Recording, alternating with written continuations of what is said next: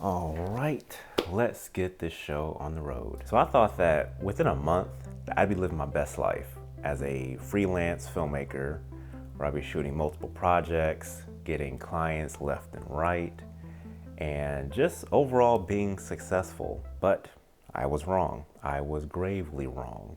Now, this story actually begins with a red bag. I probably sound nasally because it is ragweed season in the Tennessee and Kentucky area, and my whole family just immediately allergies. Our allergies just shot. So I quit my 9 to 5 job because I wasn't going anywhere with it after about 5 years of working there. I knew that I needed a change, and unintentionally I found myself door dashing to help make ends meet while I pursued my passion. Although it was a setback as far as pay, it gave me the flexibility that I really desired. I was able to travel and visit family a lot more, as well as make time to work on my video projects. I thought that this time things would be really different in my filmmaking pursuit. I guess I got overconfident or something. But as I go on, I'm finding that I'm following similar patterns as the last few times I tried venturing out into this creative career path. In this video, I want to share how failing over and over is helping me learn more about myself and how I'm looking to grow from it.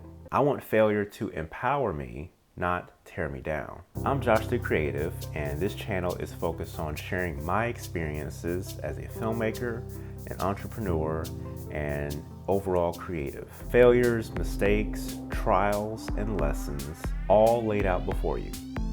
So let's get started. So I have 3 talking points in this video to kind of sum up this thing called failure. So we're starting off with trying the same thing over and over. I mentioned in a previous video that one of the lessons I learned was if something doesn't work, try something different. In the book Grit, The Power of Passion and Perseverance, the author Angela Duckworth speaks heavily on sticking with a pursuit in career, sport, creative passion, or extracurricular activity. Essentially, she states, don't give up when things are hard, and especially don't do so out of emotion.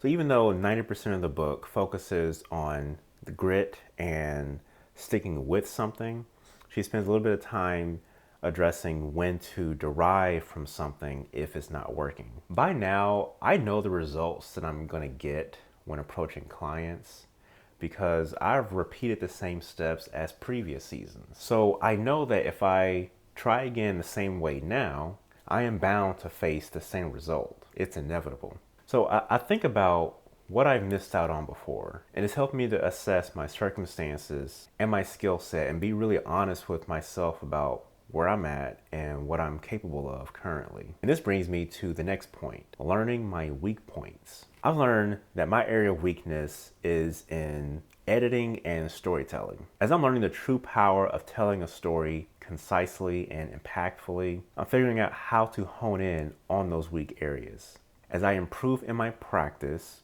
I build my confidence in how I approach the next project. Now, once I build that confidence, it puts me in a better position. I stand a better chance in relaying that same information to the client by having a clear understanding of what that process is from start to finish. And being able to confidently relay that process to them could stand to give me a leg up. I would say it's probably a catch-22 because I've learned for myself in learning what my weak areas are.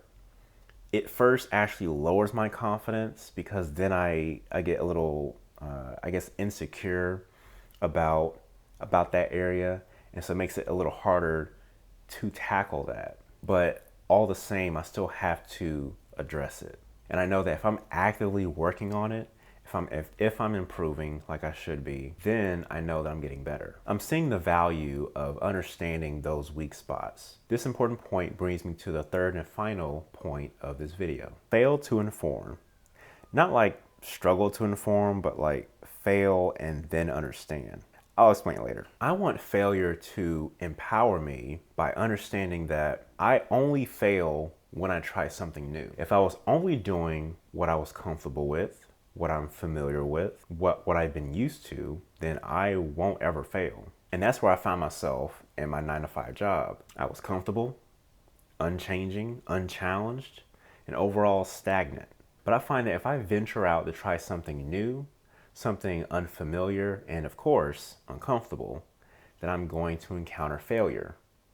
That's part of the process. This failure is going to help inform me on my natural strengths and weaknesses, and it's going to teach me on what I should modify next time to get a better result. Failure doesn't feel good. Getting it wrong the first time sucks. Like, it really sucks. But it's not a sign for giving up, as it has been for me in the past. It's a sign that I'm on to something. Moving forward is going to serve as a sign of growth, development, and learning. With this understanding of failure, I'm hoping to use it as a guide for my process. I want to be able to look into the future and really think about the end result of me accomplishing my goals, knowing that I didn't give up, I used failure to inform, and I improved upon my skills to get the best result that I could hope for. And with that, don't forget to fail, learn, repeat, and triumph. And I'll catch you in the next video. Deuces.